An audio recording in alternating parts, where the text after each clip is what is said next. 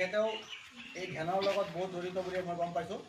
গতিকে তেখেতকো এখন চোলাম গামোচাৰে সম্বৰ্ধনা জনোৱাৰ কাৰণে মই আফ্ৰিকা ভাৰতী বেগমক অনুৰোধ জনালোঁ। আৰু তোমালোকেও ধ্যান আৰম্ভ কৰি তোমালোকক বাইদেৱে কেনেকৈ ক'ব সেইমতে তোমালোকে কৰিবা। আৰু ধ্যানৰ সময়ত তুমিও চকু নেমেলিবা আৰু কথা নক'বা, ঠিক আছে? তাৰপিছত আপাত মানে কি কৈছিলোঁ, মই তোমালোকক দেখাইছোঁ দেই। মানে নাকেৰে উশাহটো লোৱাটো কি কয়, আনা। কি কয়, মানে আনিছোঁ। ঠিক আছে, আমি চিম্পলি মানে কি ক'ম, সহজ ভাষাত আমি উশাহটো আনিছোঁ। তাৰপিছত আপান মানে আমি উশাহটো পঠিয়াই দিম, নিশাহ কৰি দিম। তাক ভিতৰৰ পৰা কাৰ্বন ডাই অক্সাইড আমি পঠাই দিম। লওঁতে আমি কি ল'লোঁ, অক্সিজেন। আৰু এৰোঁতে আমি কি এৰিলোঁ, কাৰ্বন ডাই অক্সাইড।